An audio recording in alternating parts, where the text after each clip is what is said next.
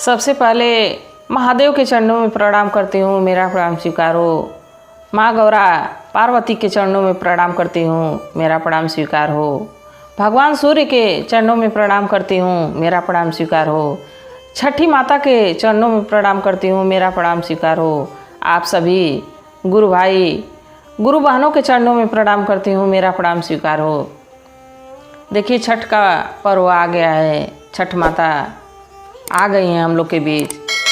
अब धीरे धीरे उनकी तैयारियां शुरू हो गई हैं। कोई कपड़े बनवा रहा है, छठ की तैयारी कर रहा है, दीपावली की तैयारी कर रहा है। और छठ मैया की महिमा तो बहुत महान है। अलग अलग तरह के लोग कहानियाँ सुनाते हैं और ये युगों से हो रही है।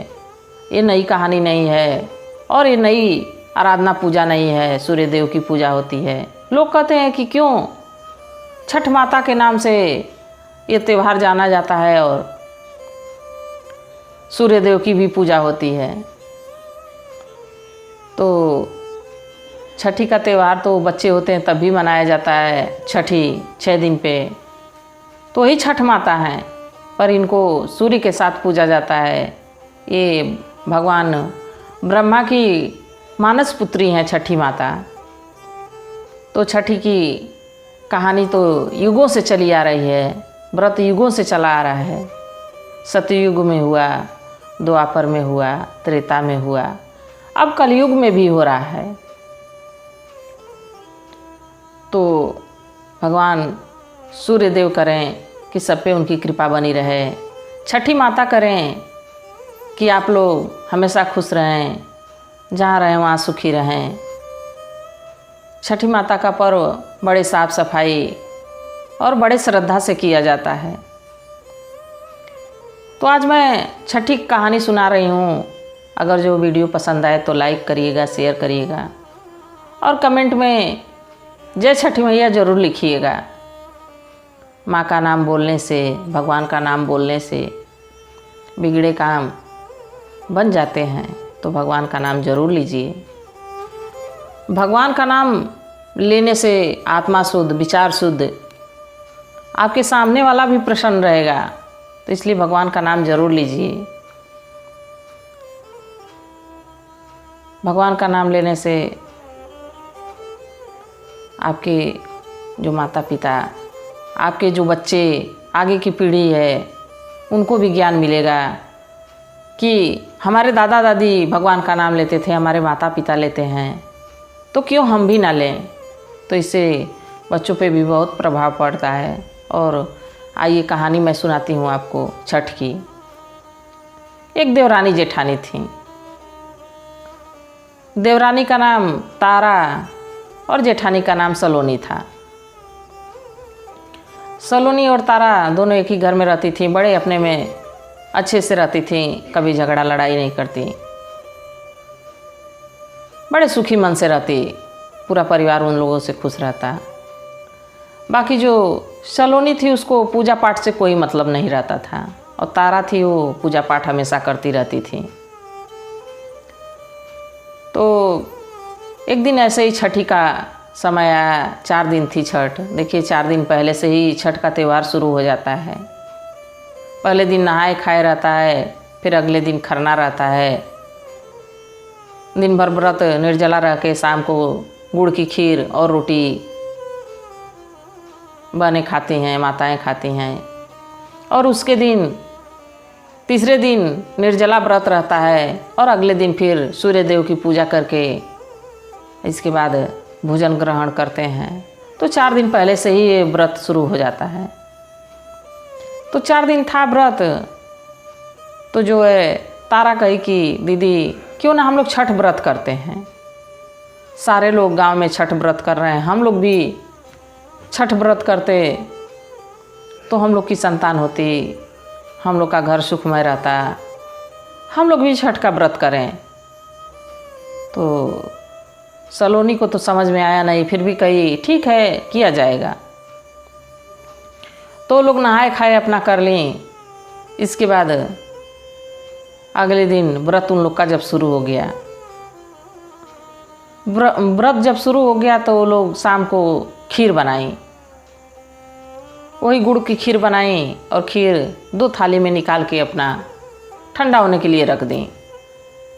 खीर ठंडा होने लगी और दोनों सलोनी और तारा बाहर चली गईं। सोची कि जब तक ठंडा हो जाए तो आके अपना खाया जाएगा, अगले दिन फिर पारण, अगले दिन फिर व्रत करना है। तो खीर ठंडा होने के लिए वो लोग छोड़ के चली गई। तभी 2 कुत्ते आ गए और दोनों कुत्ते घर में घुस गए नज़र बचा के, और घर में घुस गए और जाके उस थाली की खीर में मुंह डाल दिए, खाने लगे। अभी खीर गर्म थी तो जो तारा थी वो भी दौड़ी और सलोनी भी दौड़ी, दोनों दौड़ी। बाकी जब तारा देख ली कि जब खीर कुत्ता खा ही रहा है तो चुपचाप खाने दी खीर को, कि जब जूठा कर ही दिया है तो इसको मारने से क्या फ़ायदा। वो कुत्ता खीर खाते रहा, खा के ख़त्म कर दिया तो थोड़ा और खीर तारा डाल दी कि कम से कम इसका पेट तो भर जाए। और वहीं सलोनी एक चूल्हे में से डंडा निकालती है।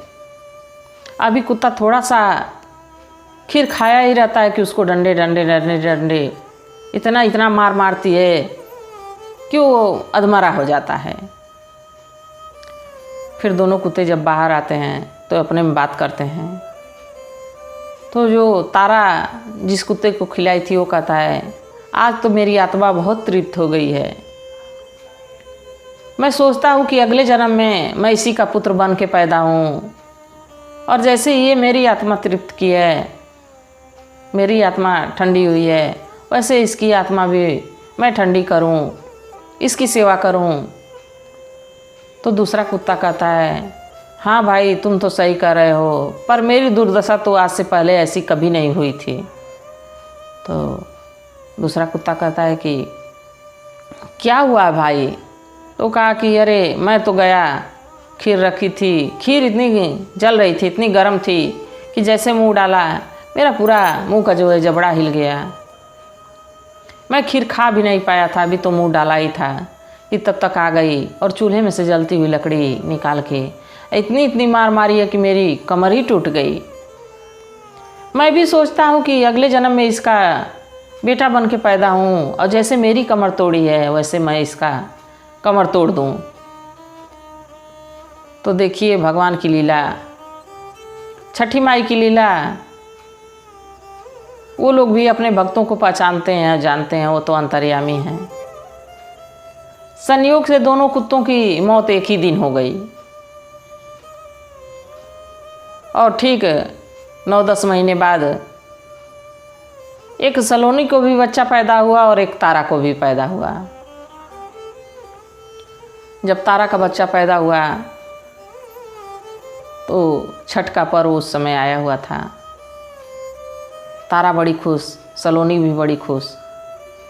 दोनों खुशियां मना ही रही थीं कि अगले दिन सलोनी का बच्चा मर गया। जब सलोनी का बच्चा मर गया तो बेचारी रोई गई, बड़ी उदास हो गई।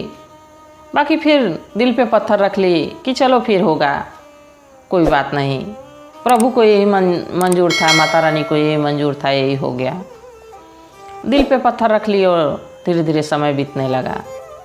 और तारा जो है खूब बढ़िया से अपने बेटे की छठी बरई मनाई, छठ का पर्व की। इसके बाद धीरे धीरे समय बीतने लगा और उसको सलोनी को हर साल बच्चे होते, हर साल मर जाते, हर साल बच्चे होते, हर साल मर जाते।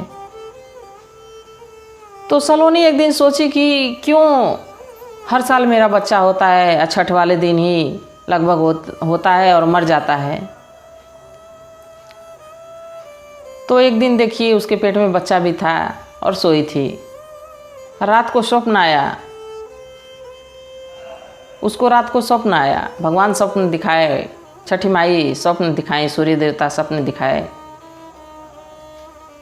कि तुम जो खीर रखी थी उसमें मैं मुंह डाल दिया था और तुम मुझे डंडे डंडे मारी, तो मैं ही तुम्हारे कोख में आता हूँ और मैं पैदा होता हूँ और मर जाता हूँ ताकि तुम्हारी कमर टूट जाए। तुम भी तो मेरी मार मार के कमर तोड़ दी थी। तो सलोनी को बहुत पछतावा होता है। सुबह उठती है, अपनी सारी बात देवरानी से बताती है कि तारा मेरे सपने में रात में ऐसे ऐसे घटना हुई है, ऐसे ऐसा सपना मैं देखी हूँ। कुत्ता कह रहा है कि खीर में मैं मुंह डाल दिया था तो तुम बहुत मारी मुझे, मेरी कमर टूट गई, तो इसीलिए मैं भी पैदा होकर तुम्हारी कमर तोड़ देता हूँ। तो तारा कही कि ठीक है दीदी, इस बार छठ पे सच्चे मन से, सच्चे हृदय से आप साफ सफाई करिए और पूजा पाठ करिए। छठी माता करेंगी तो ज़रूर पुत्र होगा और जीवित रहेगा। तो सलोनी ऐसा ही की, खूब घर की बढ़िया से साफ सफाई की, पूजा का सब सामान मंगवाई, इसके बाद नहाए खाए की, फिर खीर बना के खरना का जो है कि पारण की। इसके बाद अगले दिन निर्जला व्रत रखी, सूर्य देव की पूजा की और उसका खूब सुंदर सा बच्चा हुआ, खूब सुंदर लड़का पैदा हुआ और छठी माता उसको जीवित रखें। तो जैसे सलोनी के बच्चे को जीवित रखी छठ माता, वैसे सबके पुत्र पुत्रियां सामने रहें, सब खुश रहे। और ये व्रत पांडव जब अपना राज्य हार गए थे तो द्रौपदी भी की थी, तो उनका राजपाट मिल गया। माँ सीता भी की थी, जब वन में गई थी माँ सीता भी की थी। फिर रामचंद्र जी रावण को मारे, फिर आए तो राज तिलक हुआ। तो इसलिए छठ का पर्व तो बहुत पौराणिक है, इसलिए छठ का व्रत बहुत पवित्र है। आप भी करिए गुरु भाई गुरु बहनों। इसी के साथ कहानी समाप्त हुई। जय छठी मैया।